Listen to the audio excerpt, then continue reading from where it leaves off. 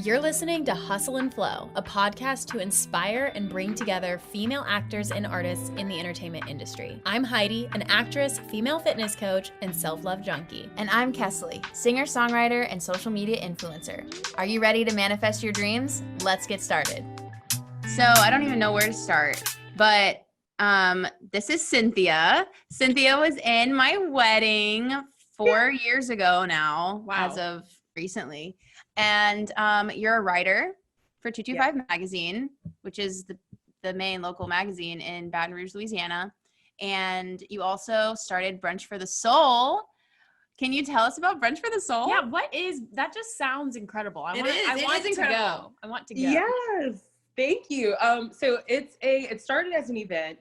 It started as bi-monthly, and then shortened it to quarterly. But basically, it's an event for women to come, gather, drop all of your facades, and just be your genuine self. Have real conversations. We have brunch. There's usually some form of entertainment portion. So we've done everything from learning how to plant succulents to doing macrame and like different activities like that, painting. We've even had a drag show for one brunch. Yeah, it was like, we've had a lot of fun with it. And this last one, we had like a self-love portrait thing. So we had a photographer take portraits of them, and a lot of the girls haven't even had their, photos taken or don't always feel beautiful in this stage of life. So it was awesome to see the women like come to life and feel beautiful during their like self-portrait sessions. It was beautiful. So, but that was sadly the last one that we got to do, which was in February of this year because of COVID. But yeah, it's been a lot of fun. So it started as an event, and it's grown into, we have a book club now, and we also have a podcast now that's coming out. So I'm super excited about that. What's the podcast going to be called? It's called Brunch with the Soul, the podcast. That's awesome. So question, where did you get the idea to start this Brunch for the Soul? Like, how did that hit you? It was honestly a series of ideas that came to me over time, and I had a whiteboard in my kitchen at the time. And so as these ideas would come to me, I would just like write them down on the whiteboard. And I just figured, I was like, okay, somehow something's going to come out of this. I was watching a lot of cooking shows, so I wanted to cook for people. And I also just love women's empowerment. So I wanted a way for women I love to gather and like meet each other and connect. And because like Kesley mentioned, I'm a writer as well. So I was meeting all these awesome women who were like doing all these cool things. So I was like, okay, how can we all get at the same table and like just connect and just see how we can work together? And so that's kind of how that idea came together. Wow. To give more backstory, Cynthia and I met like orientation freshman year of college at LSU. We were both in Mass Comm. Mm-hmm. And I think one of the first little projects we worked on, you were interning for a stylist in Baton Rouge. Mm-hmm. And you were the photographer. And we did a couple projects with her, and I modeled. And so Cynthia and I have always just kind of collaborated and did little entrepreneurial things before we realized that we were entrepreneurs. That's awesome. And then, and now here we are. And can you talk about like some of the things you're working on with 225 or with your writing and stuff? Yeah. So I've been writing for full time, I feel like 2 years, a little over 2 years. And I write about everything from fashion, a lot of food. I interview music artists, business owners, all types of people in Baton Rouge. So I'm writing all the time, and I love it. I have a great time. I write for print, and I do online as well. And I just worked on this awesome project, which I'm excited to share for our September issue. Usually in the magazine world, the September issue is like your big style issue. So I got to lead our style section for this month. And I'm so excited about it. And so basically I wanted it to be like this purposeful thing. So Kesley knows I have eczema, and I've just dealt with this, had this whole tough battle. I was born with it, but then it came back like full force in my 20s. So I'm 25 now. Mm-hmm. I would say about last year, it really came back full force. And so it has been a huge roller coaster dealing with that on top of the pandemic. And so I wanted a way to like express, I was like, okay, you know, I'm not alone. Like I was feeling, there was definitely a time when I was like falling into the depression and like feeling like a hermit, not wanting to talk to anybody, not wanting to, you know, share with anybody, which was totally different from who I am as a normal person. And so I was like, okay, let me see if I can intertwine that like journey and with style. And so I found 3 models with different skin conditions. One has eczema. One has like this huge but beautiful birthmark on her cheek. It's like a 4-inch birthmark, but it's like in a heart shape. And it's darker than her face. And then the 3rd model has like freckles all over her face, like red hair and freckles. And so I know, right? Like you. And so we basically dressed them in like all these earth tones. We actually worked with Elle Marie, the woman you mentioned. Yeah. So it was like totally full circle, right? Wow. And so it just ended up being this beautiful spread. We didn't do any retouching of the skin, and we just wanted to make them like feel gorgeous and like just embrace their skin and like their uniqueness. And it was amazing. So I can't wait till that comes out. I think it's so cool. And I like Kesley and I are always talking about like challenges in life and how we all have these different challenges and adversities. And like, I think the number one thing I've learned in the last year is what's the lesson? What is the thing teaching me? Like, what am I supposed to do to help other people? And so I think it's really cool that you found a way to bring light to your skin condition and like bring it into your art. So what are some other like lessons or I don't know, missions, things you're passionate about and that you want to share through your art and through your entrepreneurship? So yeah, definitely skin and embracing people sharing their skin stories. And of course, in a time like this, Black lives, like I obviously want to use my platform to share the voices of Black businesses, Black women. A lot of times in situations like these where Black voices are being heightened, Black women's voices aren't always being heightened. And so I definitely want to be the person who is making a way for that. So whether it's with Brunch for the Soul or with my job with 225 and just like highlighting Black women businesses or Black women who are doing awesome things, I want to make sure I'm like intentionally doing that. You definitely are. Thank you. Okay. The fact though, that a few minutes ago, you were listing off all of these amazing projects that you're writing for. I remember only 4 or 5 years ago, it was like you were working as a cashier or whatever at Time Warp where I was modeling for. We were doing that in college as well. That was like the last thing we really got to do together before I moved away. And it was just like, I just want to write. I just want this job. I just need, you know, this. What would you say to yourself now? Say to myself in that position. Yeah. Like that version of you however many years ago, that was just like, oh, I just want to do this so bad. And now you're doing it. I know. I would really just say enjoy where you're at right now. It's not like anything, like any moment, it's not going to last forever. So just really have fun with it. Enjoy the people, enjoy the connections that you're making, and just stay focused and keep your eye on the prize. Because at the time, I think all along, I knew something was coming. You know, I knew like when I had told you, when we had talked about it, I was like, oh yeah, I'm quitting. And I think we had talked, me and you were like, so what are you going to do next? I was like, yeah, I don't know. Yeah, you had that one other little job. Like, yeah, like it was like, I'll freelance. Like, I just was like, I'll figure it out, you know, but of course, God or the universe fell into place as always. And just went ahead and like, I think it was my last day at Time Warp. I got the message from the editor at 225 and she's like, do you want to do this interview to become a writer? And I was like, I don't even have to think about it. Like, I don't even have to worry about it. So, but I look back at that time, like, you know, in those moments, when you're so hungry, like you really can create magic. And I think that was what was happening in that time. Like I was so hungry. I wanted so much more. And like, I didn't realize it at the time, but I was, you know, creating Brunch for the Soul. I was really in the developing stages. And I look back at the time in Time Warp and I'm like, oh my God, that was so fun. Like, even though I didn't want to be at the store all day, like I look back at those moments. I'm like, that was such a cool job to have. Yeah, it's important to enjoy where you are now because it doesn't last. Exactly. I wanted to ask you, you were hungry then for something else. So now that you are where you are now, what are like some things that you're dreaming about right now? Ooh.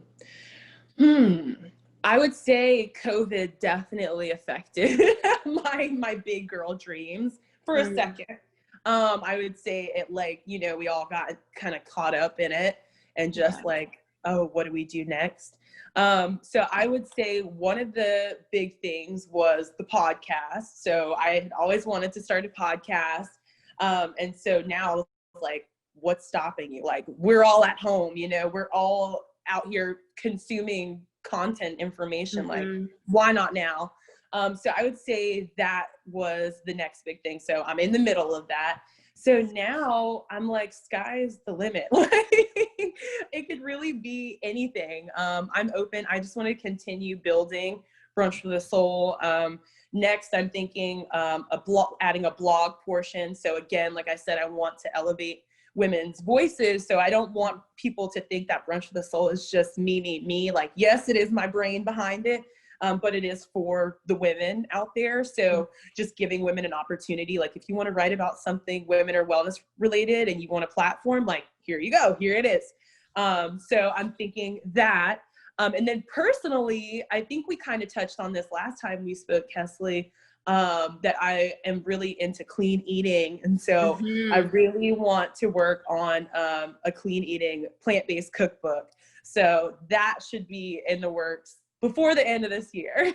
How are you keeping up with all of those things and taking care of yourself? Dude, I have to. It's a learning process, first of all, and I have to put taking care of me first. Like, if anything, that's what I've learned these last few months. Like, I'm so blessed that we've been able to stay home and like been able to like seriously check in with ourselves, because before this, I wasn't, you know, I was just ripping and running, doing, you know, just trying to check off things off my to-do list. And so now I would say I just like, I start with me and then I, you know, do everything else. Preach, woman. This is what I talk about all the time. People are always like, well, when I finally like do have the time and when I do have the money and when I do have the house or when I do have the career, whatever, then I'll like do all these things. Cause I'll, you know, no, you'll never get any of those things unless you start to prioritize yourself first. That's like the number one lie that people tell themselves, even with health and fitness. Like I'm a health and fitness coach as well. So I love clean eating and all these things. And people will always say like, well, when I have the body, I'll be happy. No, you've got to start with your mind first. And besides, as an entrepreneur, you can't do all those things unless you're taking care of yourself. You can't run on empty, right? Exactly. And it sounds to me like you're a purposefully driven woman. So you're not just like trying to make money entrepreneur. You have like a big mission. And so in order to pour into other people, you've got to pour into yourself first, right? Exactly. 100%. So what are some ways that, because it sounded like you were just, you know, hitting the pavement, going before, like what are some self-love practices, things that you've put into place in order to take care of yourself since COVID's like happened? Well, one thing I am a big fan of is bath time. Ooh, me too. Yes, like I really treat it like it's a moment for me. Like I took a bath before this podcast. Like, like those are just things I have to do. Like Epsom salt, like tea tree oil, like it's a whole candle lighting. Like I just like let that be my moment. Just like a little spa day, pretty much every single day. Oh, that's awesome. Yes. Every day? Yes. Wow. Yes, every day. Wow. Do you have any pets or a man in your life or a woman in your life? No. Okay, that's why you have time for that. No pets, plants. I have plants, and then I have my boyfriend. Oh, you do have a boyfriend. Okay, well, what a great guy. He's just like, yeah, you take your spa day. Oh my God. Oh yeah. He has no choice but to let me. Okay, I'm gonna start doing more baths. Like, oh yes, girl. You're so good. Well, I don't have a great bath. Me neither. But I just applied for an apartment, and it had a cute bath. So hopefully That's honestly key. That was what I looked for in my current bath too. I was like, ooh, it's got a good bath. Okay, cool. We're good. Ooh.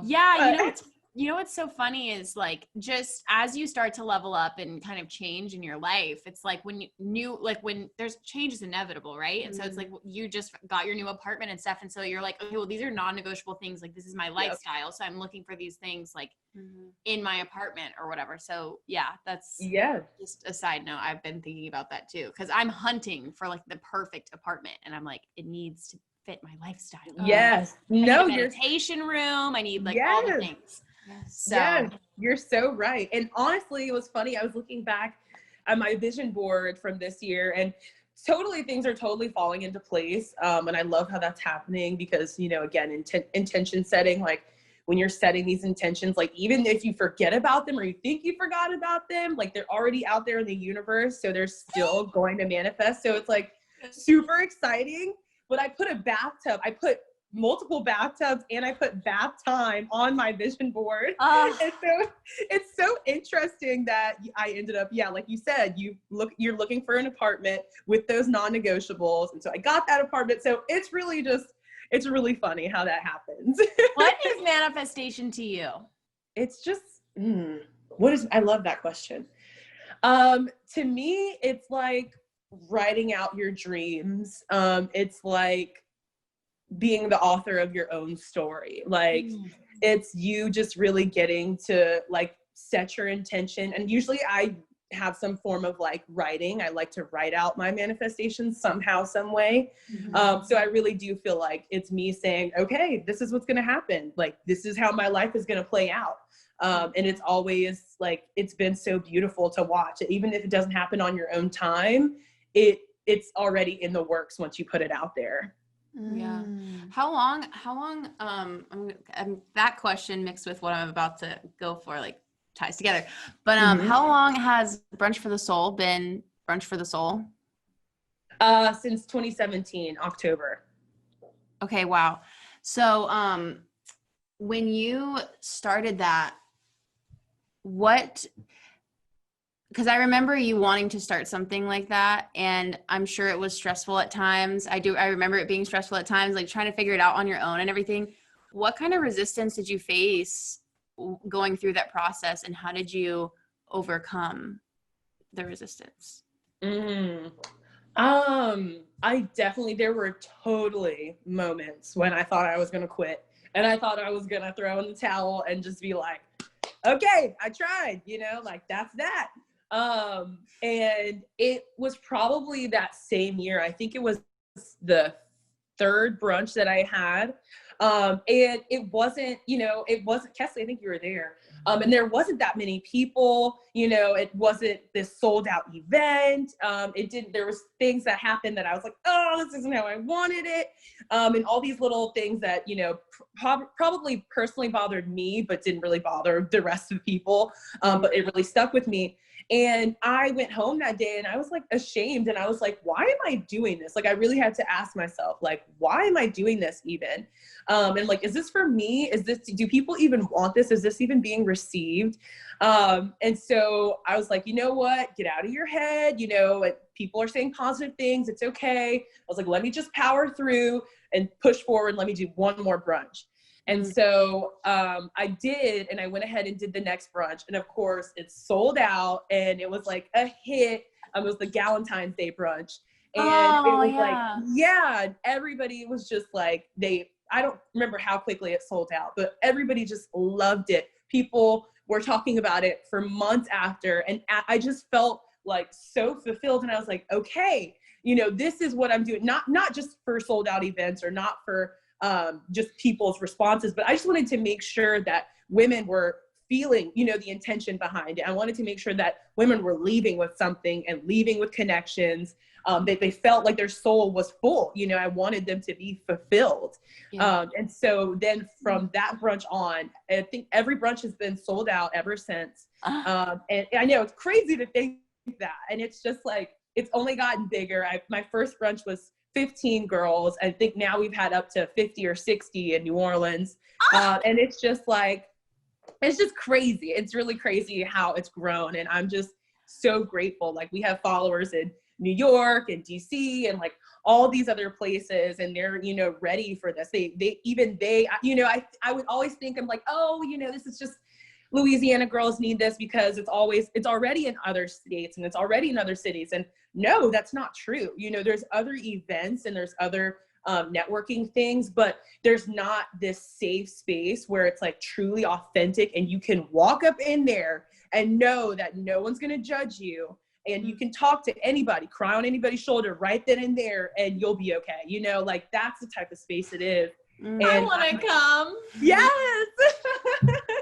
That sounds like a place for Kesley and I. Like, Yes. we're allowed to cry there. Oh, totally. Kesley's been to, I feel like many, and she's also been the photographer for many and captured those moments. And it's like, she's seen firsthand, like it gets real. And I just love how, I love women. I love being around. And when you put us all in the same space, it's like, it's just this beautiful thing. That's so fun. I have a question. So Yeah. where does this like love for helping and empowering women come from? The first thought is my mom. I'm going to go ahead and say, I'm an only child to a single parent, and my mom was she just went over and above the standard for parents. I feel like I've talked to people and they're like, man, Cynthia, like, you know, for somebody who doesn't have a dad like in their life, you don't really have any daddy issues. That's what somebody told me. And I was like, huh. And I thought about that and it's like, that's actually a valid point. And it made me think that must mean I just have one hell of a mom, you know? Yes. I never felt like there was a void. I never felt like I was missing anything. And so she always, you know, was preaching love. You look back at all the photos of me as a kid, I'm smiling really big. You know, she was letting me dress myself at a young age. And she also worked, I didn't realize that until just now or put two and two together, but she worked in a group home with young girls. And so I was young, I was a kid, I was in probably elementary school, middle school when she was working in a group home. So seeing these teenage girls without parents who cared about them, or, you know, just lost in the world, lost in a system, you know, that didn't really care about them. And just seeing how my mom, like how much they looked up to my mom and how much she loved them. She would she would do spa days with them. She'd give them facials. She'd bring nail polish so that they could paint their nails. She'd bring her blow dryers to the group home and give them all blowouts. Like she would go above and beyond for them. And so I think just seeing that growing up, you know, just seeing how women can connect and just seeing how when you empower women, how it just like the light just sparks off in their eyes. I think that is just, it feels so good. Like, I just feel like I could go to sleep at night after I make a group of women, you know, feel good about themselves. Oh my goodness. I didn't even know that. Yeah.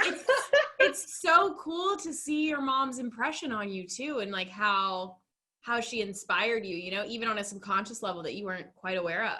Yeah, I really wasn't. I really didn't put two and two together until you asked that. So I'm gonna have to thank her for that. Yeah, you have to call her after this and cry with her. Yes. No, definitely. She's amazing.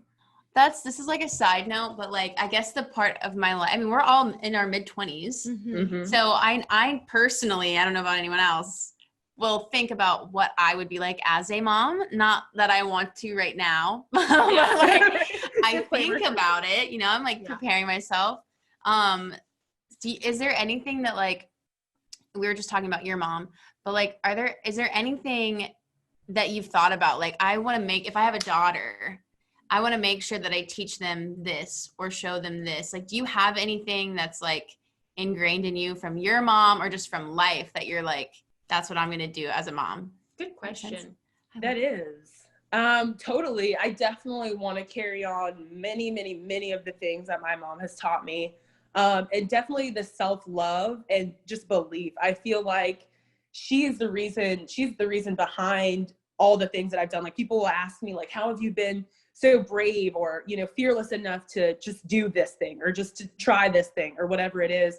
And I would say it's because of her. Like, when I present my mom with an idea, I better be ready for her to like jump on it and like, okay, let's do this. Let's do this. Let's get you a flyer. Let's get, you know, like she's that person. So like, if I like have an idea, bring it to the table, she's going to support it full force. So I definitely want to be that person for my child. Like, they have an idea, like, all right, let's make it happen, you know? And also just like, I dealt with a lot of bullying, like being 5'10" and, you know, a Black girl, like growing up in predominantly white or Hispanic spaces.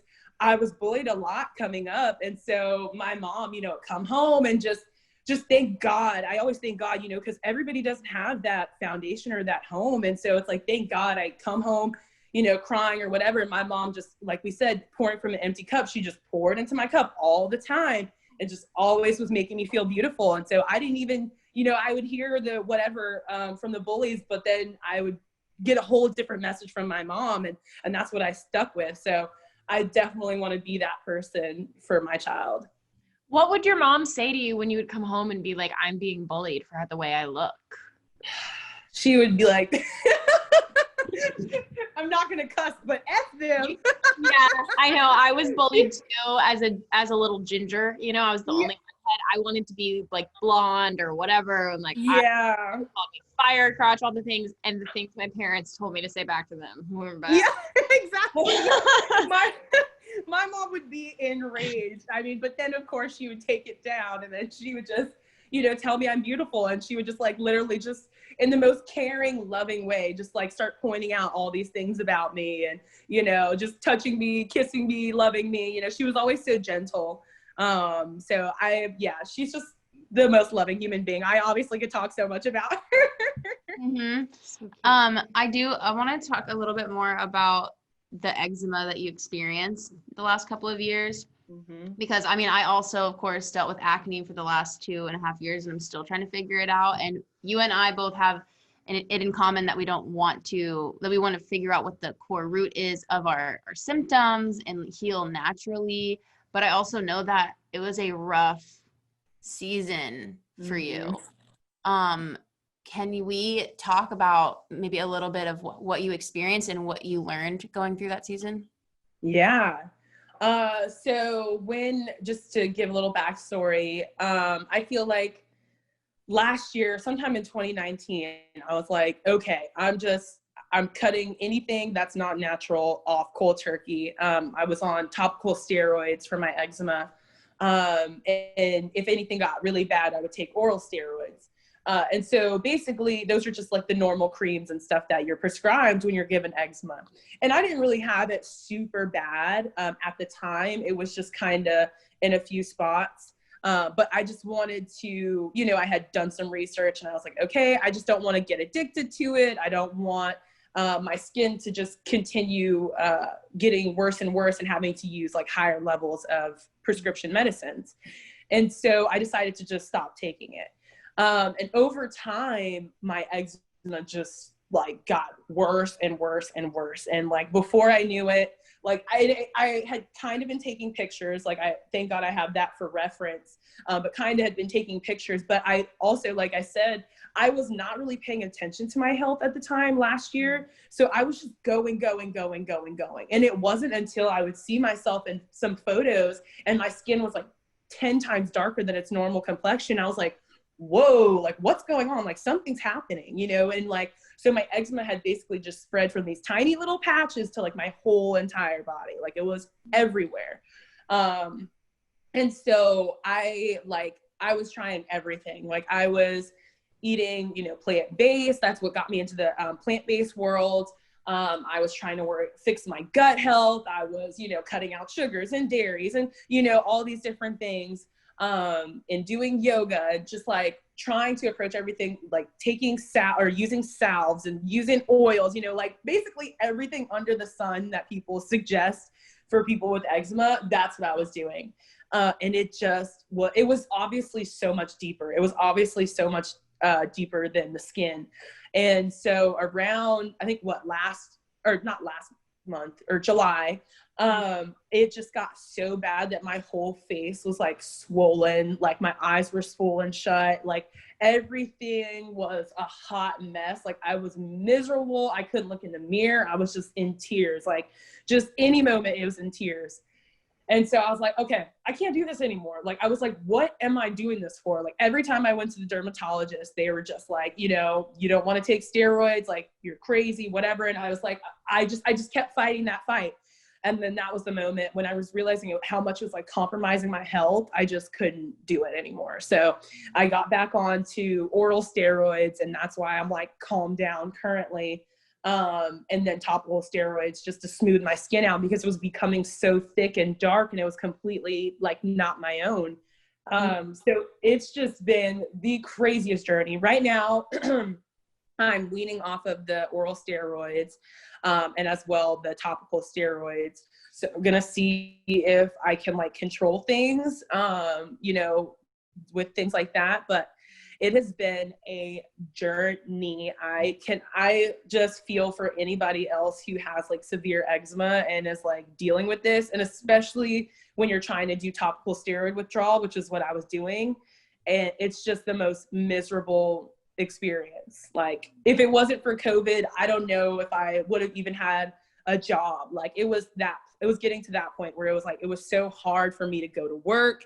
It was hard for me to like do makeup. Wow. It was hard for me to like even put on clothes. Like I just wanted to wrap up in like cotton and like not do anything. Like it was miserable. So I'm very happy. I'm like, I never thought I would come back on steroids, but I'm grateful for them at this moment because, you know, I'm able to talk to you guys and be here and like, you know, be my normal self. But I definitely hope that the medical industry finds another way. They're developing new medicines, but very, very slowly. But the numbers of people with eczema are increasing. So I hope that they will start taking it a little bit more seriously and find something for us. Yeah. I was going to tell you that your skin looks so nice and glowy. Thank you. Thank you. Yeah, it makes me post bath and shea buttered up. Okay. So I have two, I don't know which book you should read, but I've got a book, an author recommendation. Okay. Her name is Louise Hay. And she is the author of You Can Heal Your Life, which is such a good book. You are reading this book. I read it. She read it. And then she also has another book called You Can Heal Your Body. Okay. And along with the book is a whole list of ailments, diseases, things basically that happen in the body. And Louise Hay you're going to freaking love her because you love like the universe and manifestation and self-love. You're going to be obsessed. Okay. So, okay. She has this, it's alchemyofhealing.com. It's like a list of ailments according to Louise Hay. And so I just looked up eczema, and there's literally something for everything. I've worked on this with my clients before. Like I'll find out what neck pain is, which is lack of flexibility. Back pain is fear of money, like all these things. Right. So I just looked up eczema, and, you know, just let me know if this feels like at all close to what you've experienced internally.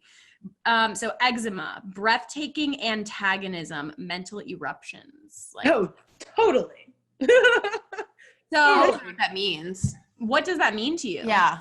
To me, that means stress and just anxiety. I've totally realized that eczema, I don't know what percentage of it, but I feel like maybe it's like 50% mental, 50% like whatever's going on in your body, because I like when my anxiety is high, like that's when I'm flaring up. That's when I'm going crazy scratching. Like, so that makes total sense. So like perhaps, and you know this, but a reminder, perhaps the best medication of all is radical self-love and deep breathing and relaxation and all of those things. Which I think you started to like practice that, I think, once your eczema was getting a lot worse. Did you, what were some like, I don't know if aha moment is like the right thing. It sounds like funny to say. Yeah. Like aha moments with just like learning to love yourself and just getting beyond the physical like appearance and stuff. Can I add on to that?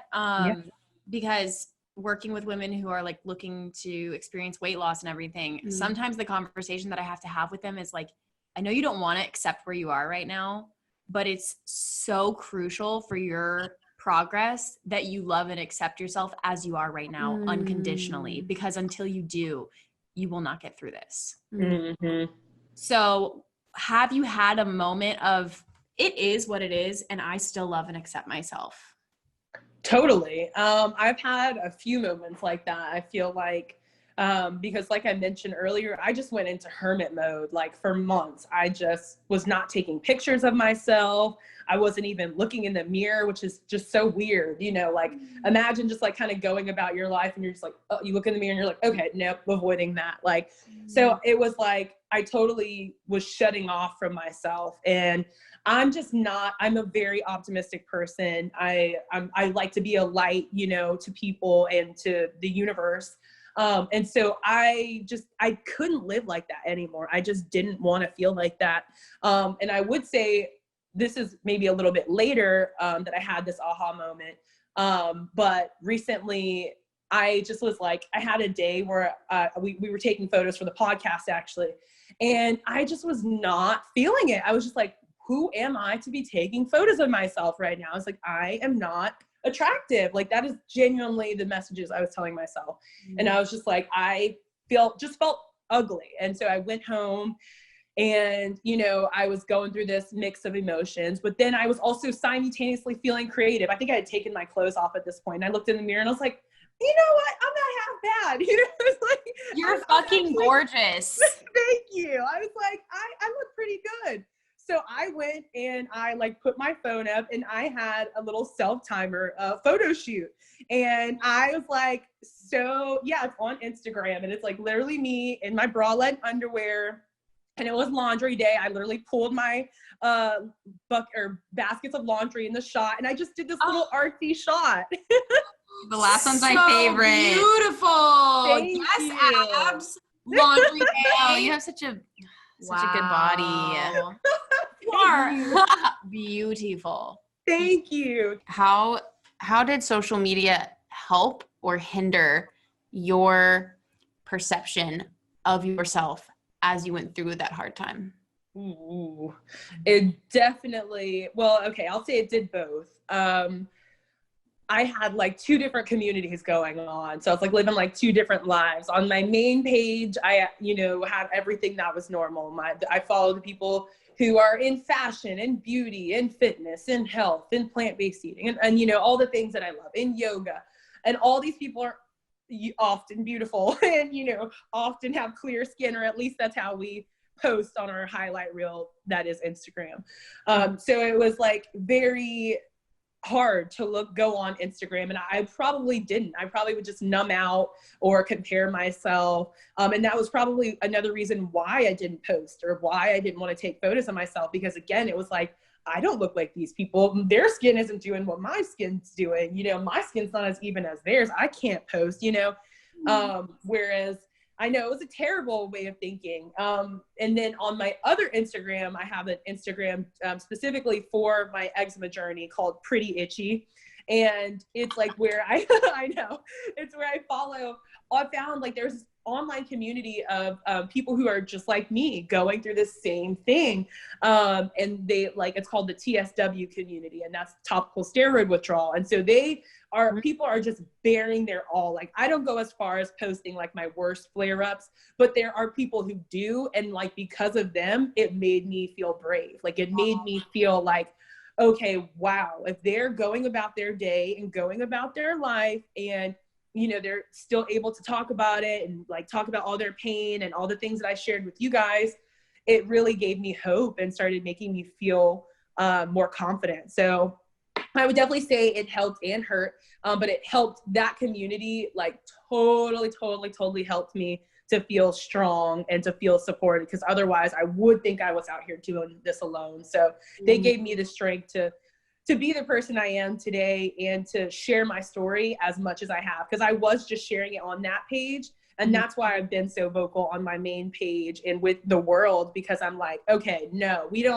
we're not just some subgroup, you know, staying off to the side who's going to be silent. Like, let's mainstream this. Let's make sure the medical industry is like doing something, because we're out here hurting and there's lots of us. So, yeah, so I'm thankful for that. Yes.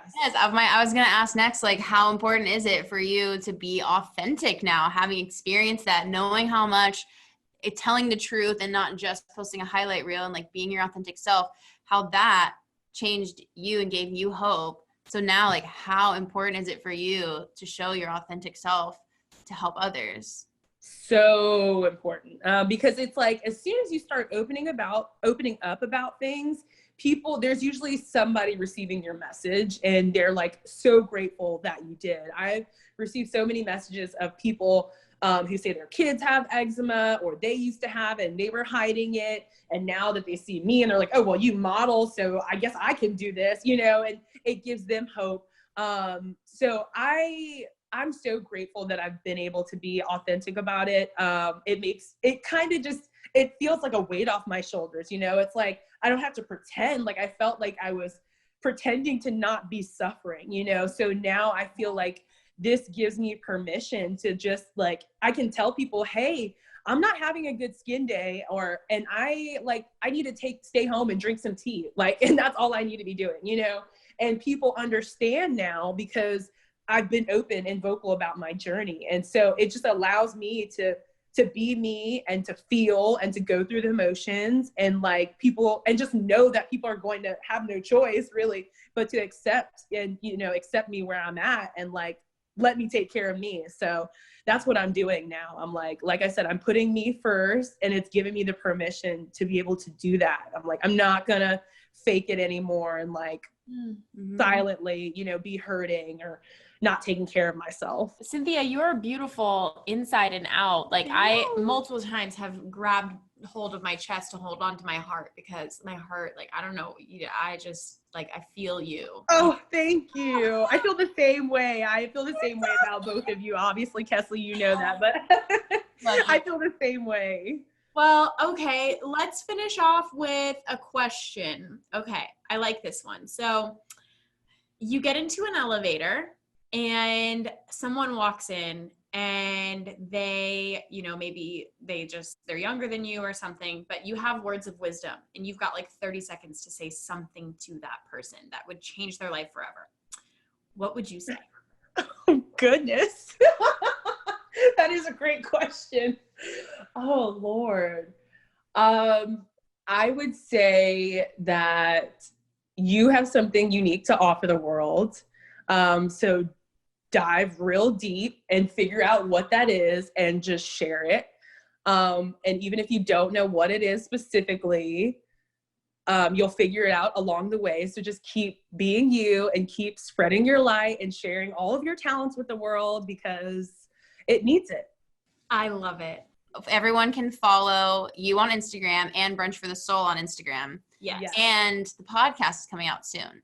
Yes. Is there anything else you want them to know about? No, I think that's it. Yeah. And we'll be doing a Hustle and Flow and Brunch for the Soul event in Atlanta. I was just thinking we should totally do a Brunch for the Soul and Hustle and Flow event. We could do one in Atlanta and one in LA. And LA. I love it. Let's do it. Because that's a goal of ours, is to have, quarterly meetups. Oh yeah, girl. So we'll totally do that. Well, okay. So where can our listeners find you on Instagram? They can follow me at Laced in Sin. That's LACEDINCYN. So Laced IN Sin. And then Brunch. I know sometimes people are like, what? And then they think my name is Cindy or Sin, and I'm like, no, help. Yeah. It's just a short version of Cynthia.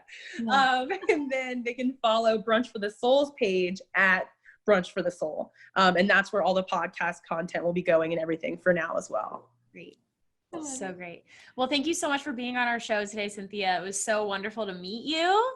Yes. Thank you for having me. You guys are the best. Yes. You're the best. I absolutely adore you. You've shaped my life. You've pushed me forward so much. You've built me up and given me so much confidence. I've just so enjoyed watching you, and you're an inspiration to me. Yeah. Girl, stop. Thank you. I feel the same way. Obviously, I love you. I love everything you're doing. I love everything you guys are doing. And I love how you're empowering everyone. You guys are such a light, and I'm so happy I got to talk to you guys today. Aww.